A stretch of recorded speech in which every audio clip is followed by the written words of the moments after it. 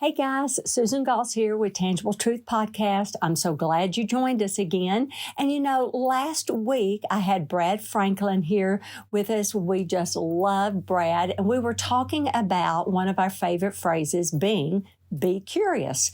And one of the best podcast as far as feedback was Being Curious way back in season 1 on Being Curious when Keri Corn was with me on the Tangible Truth Podcast. So what we thought we would do is play Be Curious and what that means to you as a listener, because it's a totally different angle than you heard from Brad and myself. So this is Be Curious with Keri Corn and myself. I think you will really enjoy it. Love you. The definition of curious is being eager to know or learn something. That's why in therapy in particular, but in all relationship, if you're eager to know and to learn something about someone, yes, how does that make them feel? Like if somebody was being curious and wanting to learn about me, I'd feel that I'm important, that what I have to say is important. Hi, I'm Keri Corn, a brand new therapist. And I'm Susan Goss, a seasoned therapist. Susan has been my mentor for years. And we love talking about therapy, faith, and relationships. So join us as we share some tangible truths with you. So Susan. Yes. As a new therapist, I have come to you a million times before asking for advice. And if you've told me one thing more than any other, it's this. The number one thing when sitting with a client is to be curious. Yes. Oh, it's like gold. Can you even imagine how many times you've said those words to me? No, because I say it to myself all the time. Yeah. So I thought maybe that would be a good thing for us to talk about today, because as I'm learning this new profession and I'm learning what counseling looks like and sitting with all different kinds of people with all different kinds of problems, I come back to that phrase every single session. And now it's not just in session, but in every conversation I'm having, it's just this kind of underlying, be curious, be curious.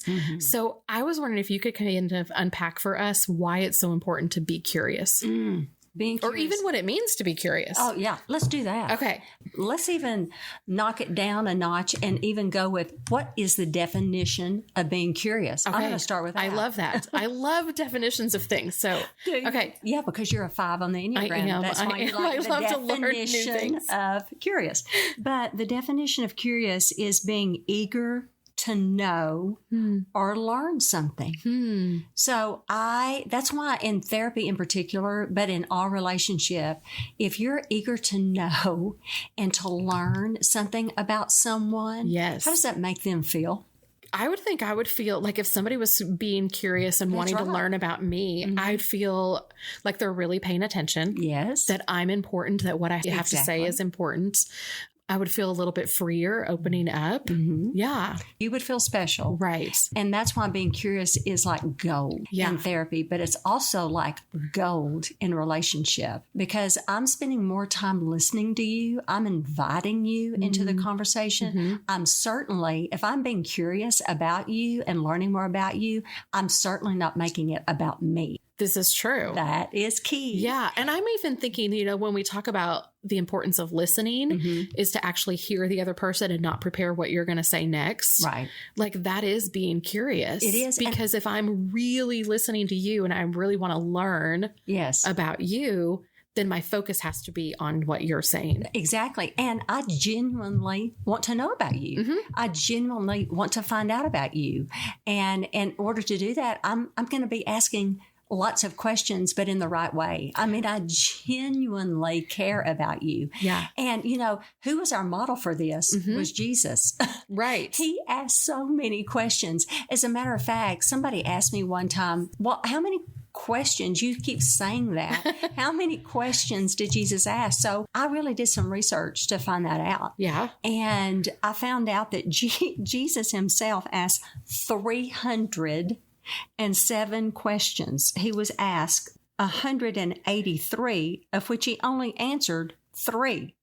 So you can see asking Right. questions was central Yeah. to Jesus' life and teachings. So he was very curious all the time.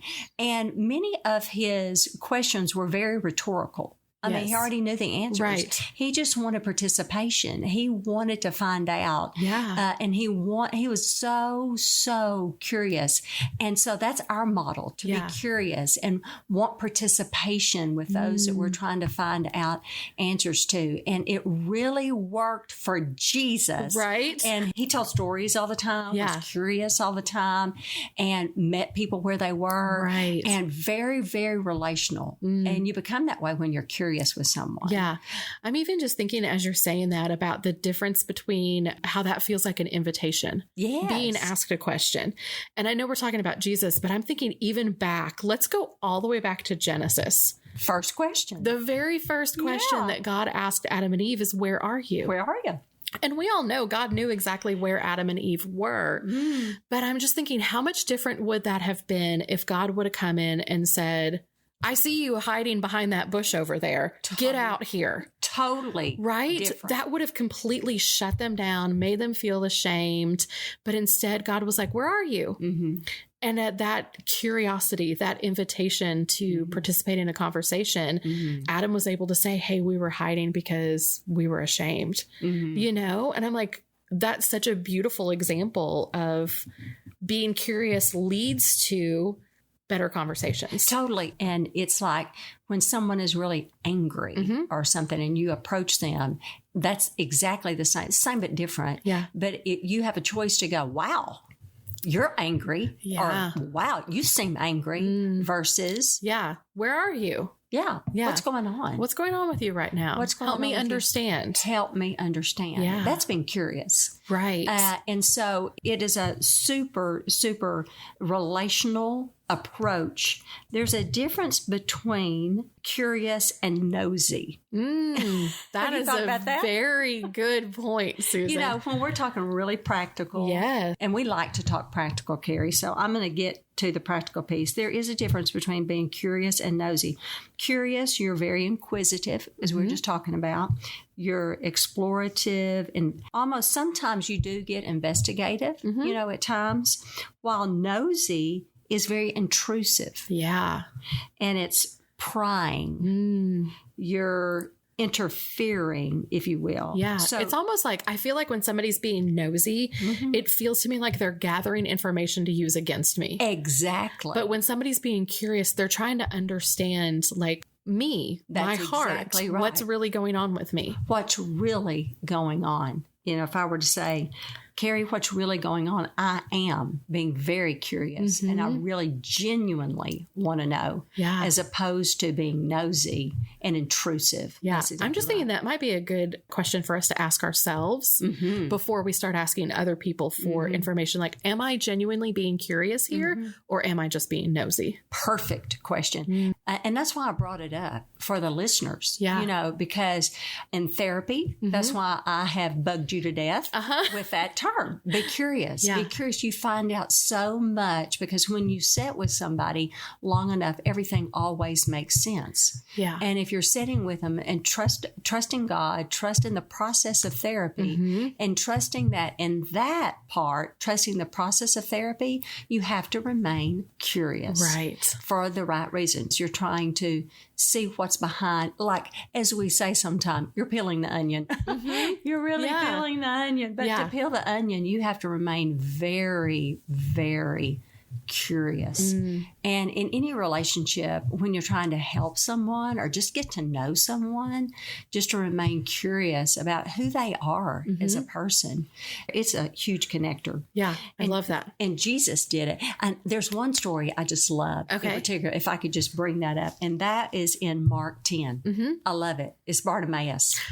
Do Yes. you not love the story I of do. Bartimaeus? But remind us for those who maybe haven't read it in a while, or maybe you've never heard this story before. Well, it's in Mark 10, and in Mark 10 is the story of Bartimaeus, and it's where he receives a sight for sure, and he's sitting there, and he knows that Jesus is coming in town, and when Jesus walks in, I'm using my version of the story. Susan Goss version of the Bible. Version.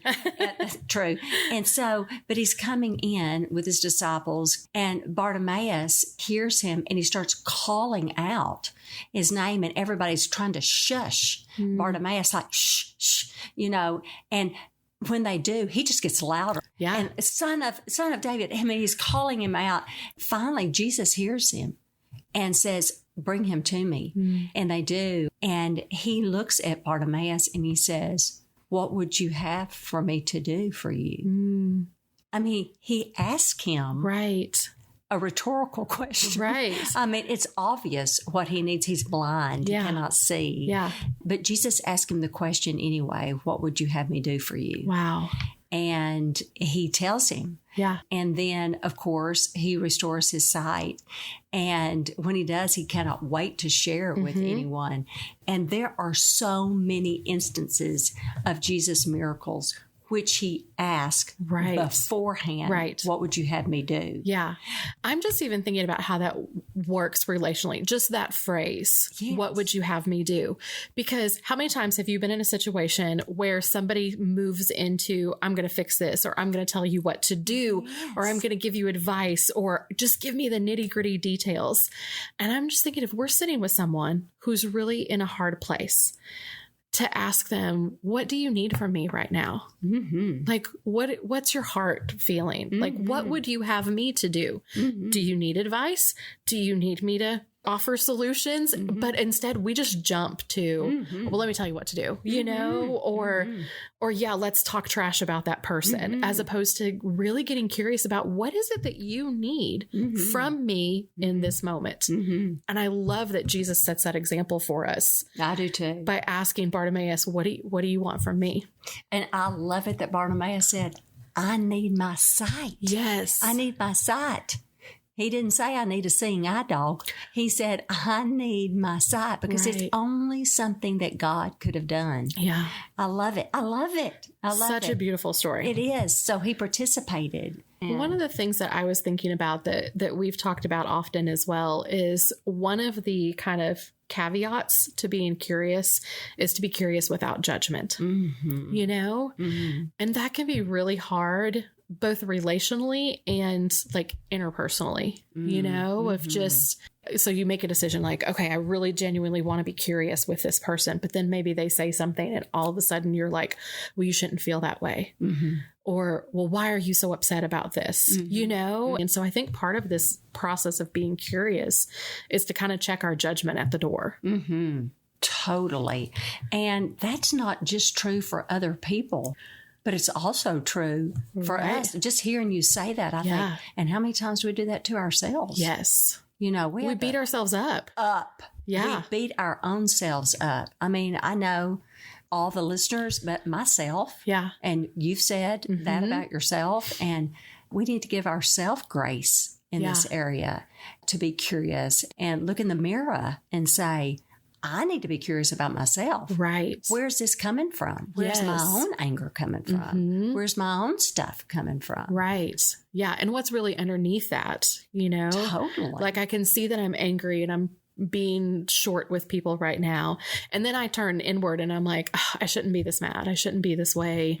But to get curious and to be like, okay, where's this anger coming from? And to maybe kind of get to that place where you're like, you know what, I am angry, but I'm also afraid. I'm afraid that I'm going to let somebody down. Okay, well, that's something that I need to know about myself. And if all I did was criticize myself for feeling angry and not getting curious without judgment to see what's really there, then I kind of get stuck, And I think we do that in relationships too. We just assume, well, you're angry and you're upset and I can't help you when you're angry, instead of getting curious about, okay, they're angry. It's all right. I'm not going to judge it. I'm going to try to find out what's really going on. What's really going on. Because when you see anger, it's coming from someplace. I wish I had said this, but it came from somebody somewhere that said, you show me an angry tweet, you show me something on Instagram that's really toxic, and I'll show you somebody really hurt. It's coming from somewhere. Right. So be curious. Yeah. And just say what's really going on instead of us responding to the anger in anger. Yes. Yeah.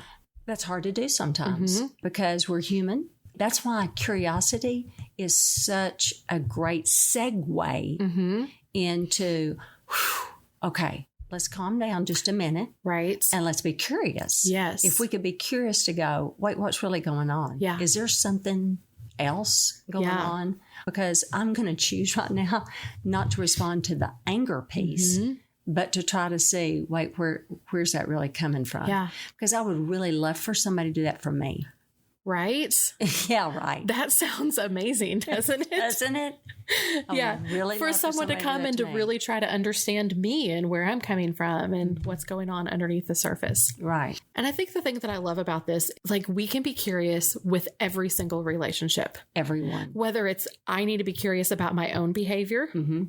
With my kids, why are they acting like this? Let me get curious. They normally don't act like this. Is there something going on with my spouse, with a coworker, with a client, like any person that we're in relationship with? I'm even thinking, when you're at a store and the person helping you is not being very nice, instead of just getting offended or getting mad, to be like, I wonder what's really going on there. Can I ask a question? Hey, are you okay? Do you need something?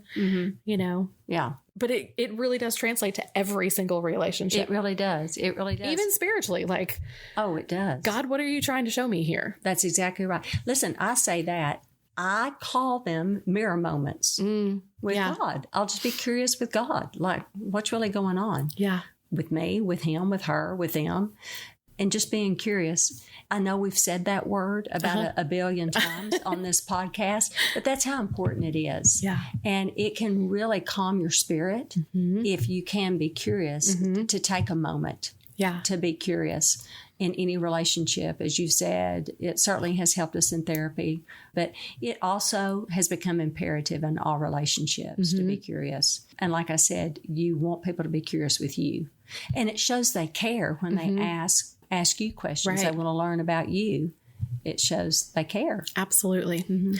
Okay, so can you read us the definition of the word curious one more time? Okay. As we wrap up today. Yeah, the definition of curious is when you are eager to know or learn something. I love that. Yeah, it's simple. Yeah. But profound. Yes. Yeah. So our tangible takeaway for today, because we want you to have one practical piece of advice that you can put into action like today, is simply that. How can we be eager to learn about other people, to be curious without judgment? And so maybe our tangible takeaway today is the next conversation that you're in, to just have that at the front of your mind of, God, help me to be curious here. Whatever that relationship is, I don't know where you're going. Maybe you're, driving to pick your kids up from school. And God, when the kids get in the car, help me to be curious with them. Maybe you've got a hard conversation that you need to have with a spouse or a family member. And before you enter into that next conversation, take a moment to just say, God, help me be curious here. Yeah. And that practical piece that we had, just giving the listeners as an example, instead of maybe your head is wanting to go, wow, you're angry. Yeah. Instead of saying that, try saying, yeah, where are you at right now? What's going on? With that lead in. Yes. And because, hey, you're angry or you seem angry is an automatic cutoff or leads to an automatic defensive response. Sure. And the other is a much better chance not to have a defensive response. Sure. All right. So I feel like this is such a practical concept. Yes. And I'm super excited to continue to put it into practice. Yes. And see how it changes dynamics in relationships. Yes. So thank you for teaching me and others to be curious. Yay. Let's all practice it. Okay. Okay. Thanks for listening to the Tangible Truth Podcast, part of the KLRC Podcast Network.